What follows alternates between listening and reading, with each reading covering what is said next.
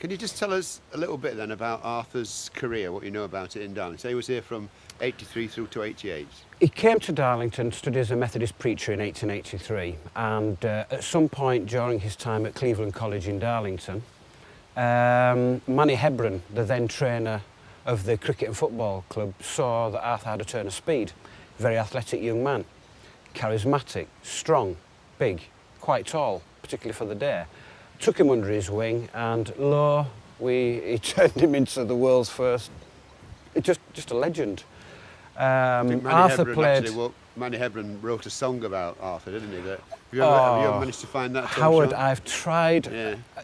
It's in the annals of history somewhere. But the fact that they wrote a song, some guy wrote into me and he said, "It's Shaun, you're a musician. How come you haven't written a song about Arthur?"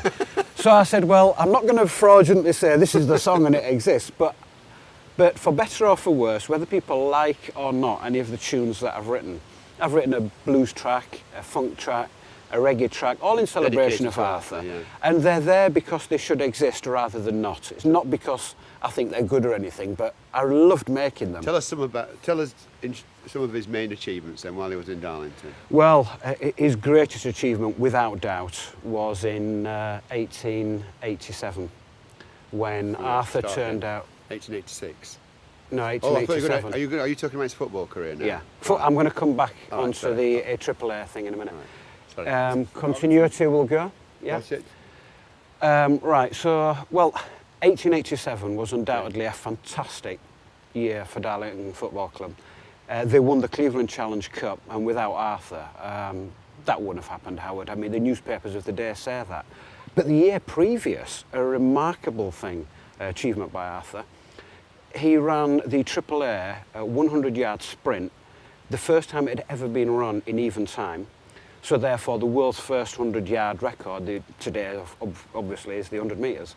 And he ran it in 10 seconds dead.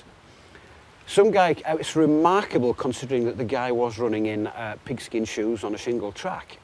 Just that alone, you know, begs me to ask Usain Bolt, Tyson Gay and Marlon Devonish to repeat that feat. And I am doing that, I'm asking them. But insurance will be horrendous, as you can imagine. But I'd like to see what time they do. And the prompt for that was this chap who came into my shop and he said, 10 seconds, 1886. He says, timekeeping can't have been that good back then, can it? I said, well, what if he did it in 8 seconds then? Which is true. But timekeeping was good. You had your Swiss movements back then, you know. It's just and he repeated that, incidentally, the next year, 10 seconds. Arthur he was so warmed to by the people of Darlington. He actually went to play for Sheffield United and so forth, and returned to Darlington.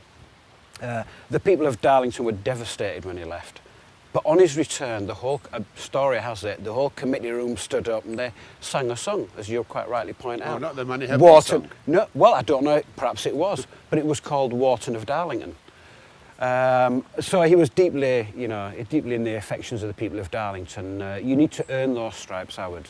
They don't. Yeah. He must have been a good character that was appreciated and adored, and that's why I see this as the spiritual home of Arthur. It's where his humble beginnings were in football and sport, but it's where he trained from and played to become world icon in sport today.